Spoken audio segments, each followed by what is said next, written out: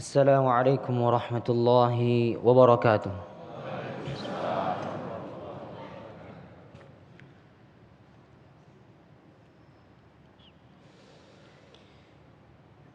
أعوذ بالله من الشيطان الرجيم.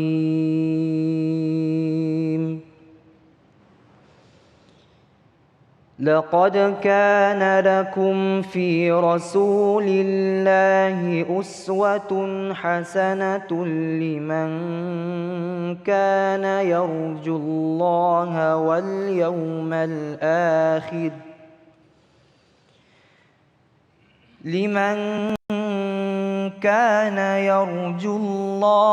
واليوم الآخر وذكر الله كثيرا.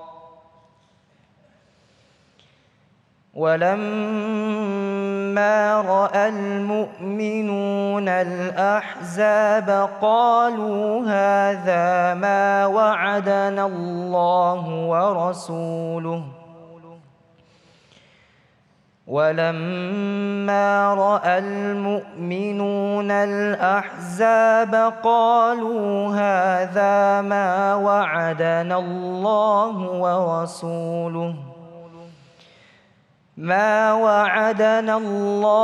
ورسوله وصدق الله ورسوله وما زادهم إلا إيمانا وتسليما.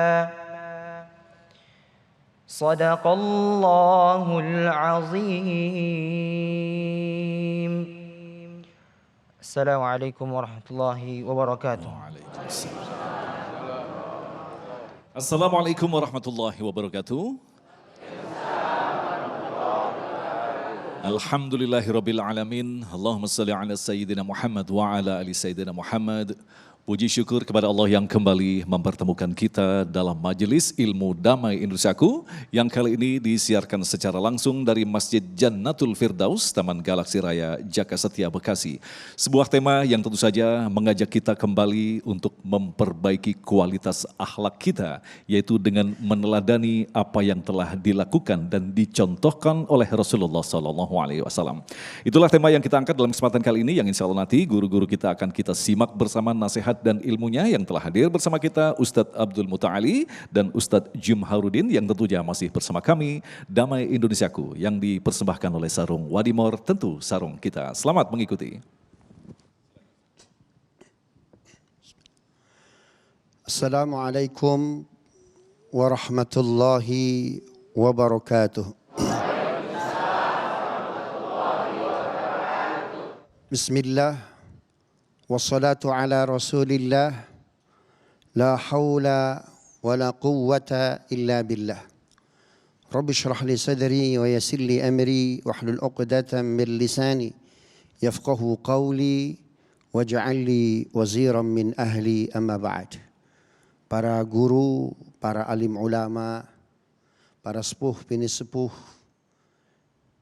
khususnya jamaah Masjid Jannatul Firdaus Kota Bekasi, dan seluruh pemirsa Damai Indonesiaku TV One dimanapun berada. Alhamdulillah kita diberikan kesehatan, diberikan keberkahan sehingga bisa hadir di acara yang luar biasa ini. Nabi kita Muhammad SAW, ibu bapak yang dimuliakan Allah, kana khuluquhul Quran, akhlaknya Al-Quran. Bahkan Al-Quran itu menjadikan Rasul bukan hanya Sayyidul Anbiya'i wal Mursalin, rajanya para nabi dan rasul, tapi rajanya manusia. Allahu yastafi minal malaikati rusulan wa minan nas. Malaikat ada rajanya Jibril. Manusia ada rajanya siapa? Baginda Muhammad sallallahu alaihi wasallam. Itu sebabnya Nabi Muhammad SAW kemuliaannya, keistimewaannya itu melampaui para nabi, para rasul terdahulu. Kita bersyahadat asyhadu an la ilaha illallah. Enggak sempurna tanpa wa asyhadu anna Muhammadar Rasulullah.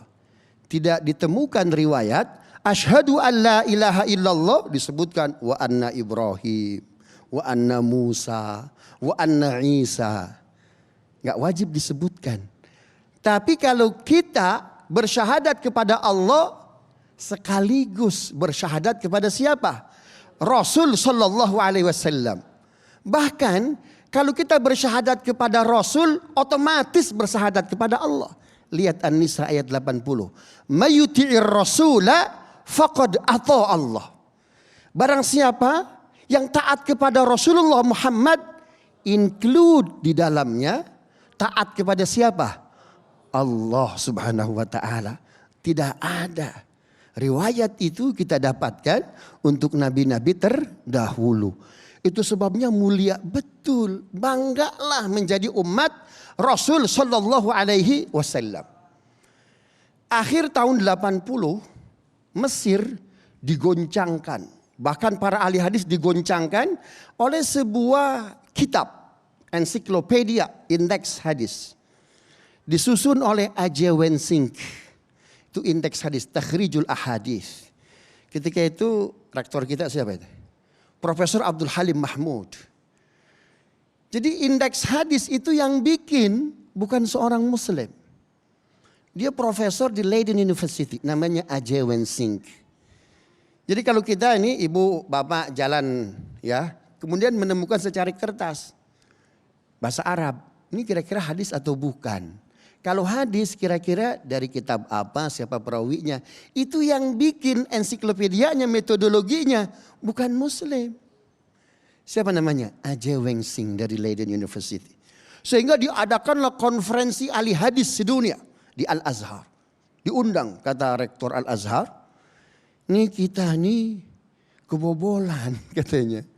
Ada yang masuk ke dapur kita.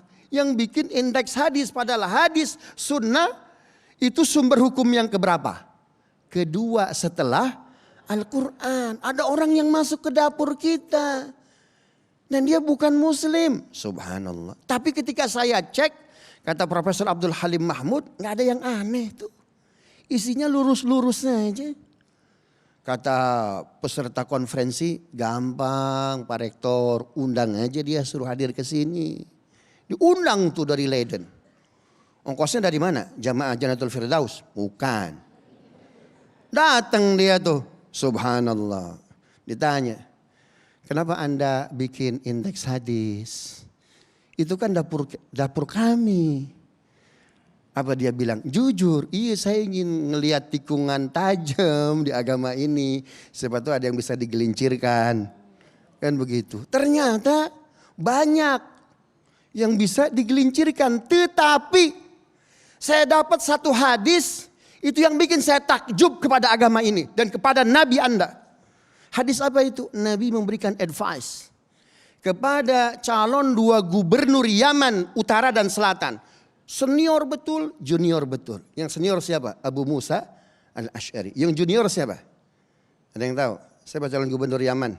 Yang junior. Yang tahu saya kasih sepeda. Sepedanya dari Mas Agung. Ayo. Hah? Mu'adz bin Jabal. Dari Mas Agung sepedanya itu. Subhanallah. Saya takjub dengan wasiat Nabi kepada 2 sahabat tersebut. Kalau kalian jadi gubernur di Yaman. Pertama, yassira wala tu'assira. Permudah urusan rakyat. Jangan persulit. Subhanallah. Yang kedua, basyira, bahagiakan masyarakat, wala tunafira. Jangan takut-takuti. Kata saya, kata A.J. Wensink, Islam itu lebih modern dari zamannya. Luar biasa. Maka kita bangga betul kepada Nabi kita, Bapak Ibu yang dimuliakan Allah. Kalau kita taat kepada Nabi kita, Allah kasih 2. Baca surat Muhammad di ayat 2. Walladzina amanu wa amilus salihati wa amanu bima nuzila ala Muhammadin wa huwal haqqu min rabbihim kaffaru anhum sayyi'atihim wa aslaha balahum Orang yang mengikuti sunnah Nabi dapat 2 keuntungan. 1, kafaro anhum sayyiatihim. Allah ampuni dosanya. Subhanallah. Dalam sholawat ada istighfar, Bu. Yang kedua, aslaha balahum. Allah baguskan kondisinya. Siapa yang kenal mertuanya Nabi, istri Nabi namanya Ummu Habibah. Mertuanya siapa? Ah, sepeda lagi nih.